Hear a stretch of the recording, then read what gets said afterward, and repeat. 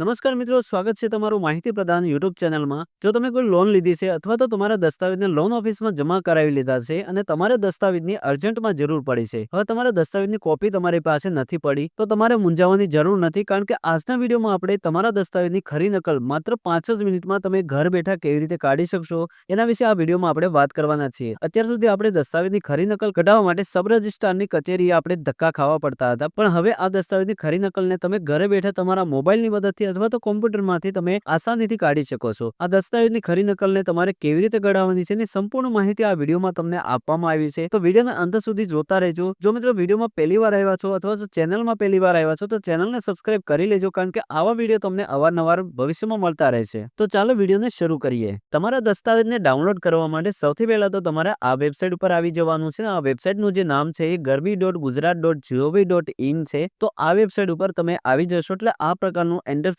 તમને જોવા મળશે। આ વેબસાઇટની લિંક તમને નીચે ડિસ્ક્રિપ્શન બોક્સમાં મળી જશે, ત્યાંથી તમે ડાયરેક્ટ આ વેબસાઇટ ઉપર આવી શકો છો। ત્યાર પછી તમને અહીંયા ઓનલાઈન સર્વિસીસ જોવા મળશે, ત્યાં તમારે કર્સર રાખવાનું છે એટલે નીચે તમે આવશો એટલે અહીંયા તમને જોવા મળશે સર્ચ પ્રોપર્ટી, તો એના ઉપર તમારે ક્લિક કરી દેવાનું છે। હવે જેવું ક્લિક કરશો એટલે આ પ્રકારે તમારી સામે ડેશબોર્ડ આવી જશે ને અહીંયા તમને જોવા મળશે સર્ચ બાય, તો અલગ અલગ વે થી તમે તમારું જે પ્રોપર્ટી છે એને સર્ચ કરી શકો છો। તો અહીંયા તમારે સૌથી પહેલા તો ડાઉનલોડ કરવાનું છે, એટલે લાસ્ટ વાળું જે ઓપ્શન છે ડાઉનલોડ સ્કેન ડોક્યુમેન્ટ એના ઉપર તમારે ક્લિક કરવાનું છે, કારણ કે અહીંયાથી આપણે ડોક્યુમેન્ટને ડાઉનલોડ કરવાનું છે। તો છેલ્લું જે ઓપ્શન છે એને સિલેક્ટ કરવાનું છે ને ત્યાર પછી તમારે અહીંયાથી ડિસ્ટ્રિક્ટ સિલેક્ટ કરવાનું છે। ડિસ્ટ્રિક્ટ તમારું જે પણ આવતું હોય એ ડિસ્ટ્રિક્ટ તમે સિલેક્ટ કરી લેશો। ડિસ્ટ્રિક્ટ સિલેક્ટ થઈ ગયા પછી તમારે અહીંથી સબ રજિસ્ટ્રારની જે ઓફિસ છે એ સિલેક્ટ કરવાની છે, એટલે કે તમારો જે દસ્તાવેજ બનાવ્યો છે એ દસ્તાવેજ કઈ ઓફિસથી બન્યો છે, કઈ જગ્યા પર આવેલો છે એ તમારે અહીંયાથી સિલેક્ટ કરી લેવાનું છે। જે પણ સિટીમાં તમારો દસ્તાવેજ બન્યો હોય, જે પણ ઓફિસથી તમારો દસ્તાવેજ બન્યો હોય એ તમારે અહીંયાથી સિલેક્ટ કરી લેવાનું છે। ત્યાર પછી તમને અહીંયા દસ્તાવેજનો નંબર દાખલ કરવાનો ઓપ્શન જોવા મળશે, તો અહીંયા તમારે દસ્તાવેજનો નંબર દાખલ કરવાનો છે। ઘણા બધા લોકોને એવું મૂંઝવણ હોય છે કે આ દસ્તાવેજ નંબર ક્યાંથી કાઢવો, તો જે તે સમયે તમારો દસ્તાવેજ બન્યો હશે ત્યારે તમારો એક નોંધણી નંબર બન્યો હશે, જે નોંધણી નંબર છે એ તમારા દસ્તાવેજના ફ્રન્ટ પેજ ઉપર લખેલો હશે, એ તમારે અહીંયા દર્શાવવાનો રહેશે ને ત્યાર પછી તમારે અહીંયાથી દસ્તાવેજનું વર્ષ દાખલ કરવાનું છે, એટલે કે તમારો જે દસ્તાવેજ છે એ કયા વર્ષમાં તમારો દસ્તાવેજ રજીસ્ટર થયો હતો એ વર્ષ તમારે અહીંયાથી દાખલ કરી દેવાનું છે। વર્ષ દાખલ કર્યા પછી તમારે નીચે આવી જવાનું છે। હવે અહીંયા તમને પૂછે છે કે અરજદારનું નામ દાખલ કરવાનું, તો અરજદારનું નામ તમારે અહીંયા દાખલ કરી દેવાનું છે। અરજદારના નામની અંદર જેના નામે દસ્તાવેજ છે એનું નામ જ તમારે અહીંયા દાખલ કરી દેવાનું છે। અને ત્યાર પછી તમને નીચે ઈમેલ એડ્રેસનું પૂછે છે, તો તમારે અહીંયા વર્કિંગમાં જે ઈમેલ એડ્રેસ હોય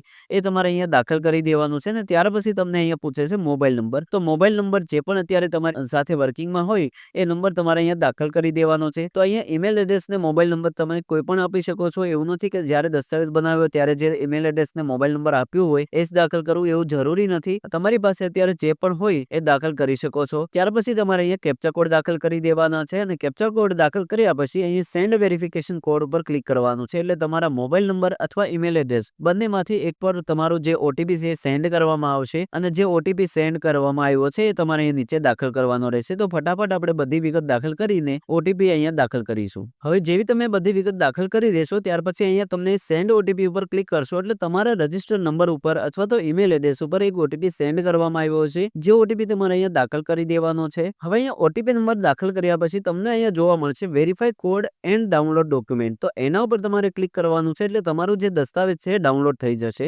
તો અહીંયા આપણે સિમ્પલી ક્લિક કરી દેવાનું છે। હવે જેવું તમે ક્લિક કરશો એટલે આ પ્રકારે તમારી સામે અહીંયા દસ્તાવેજ ખુલવા મળશે, તો અહીંયા તમારી જે પીડીએફ છે દસ્તાવેજની એ સંપૂર્ણ તમારી સામે ડાઉનલોડ થઈ જશે। તો આ પ્રકારે તમે અહીંયા જોઈ શકો છો 25 પેજની તમારી જે દસ્તાવેજની કોપી છે એ તમારી સામે આવી જશે, ને અહીંયાથી તમે આ રીતે ડાઉનલોડ કરી શકો છો, ને આની ઝેરોક્સ કોપી કાઢીને તમારી પાસે રાખી શકો છો। તો આ પ્રકારે તમારી જે દસ્તાવેજની કોપી છે એ તમે ડાઉનલોડ કરી શકો છો ને તમારો દસ્તાવેજ જોઈ શકો છો। તો આશા કરું છું કે તમને આ વિડીયોથી તમારો દસ્તાવેજ તમારે કેવી રીતે ડાઉનલોડ કરવાનો છે એની સંપૂર્ણ માહિતી તમને મળી ગઈ છે। જો મિત્રો આવા વિડીયો તમારે જોઈએ છે તો અમારી ચેનલને સબસ્ક્રાઇબ કરી લેજો, જેથી કરીને આવા વિડીયો જ્યારે પણ અમે અપલોડ કરીએ ત્યારે તમારી પાસે નોટિફિકેશન આવી જાય, જેથી કરીને તમે આવા ઇમ્પોર્ટન્ટ વિડીયોને મિસ ના કરી શકો। તો આજના વિડીયોમાં આપણે એટલે સુધી જ જોઈશું, મળીએ નવા વિડીયોમાં। જય હિન્દ, વંદે માતરમ।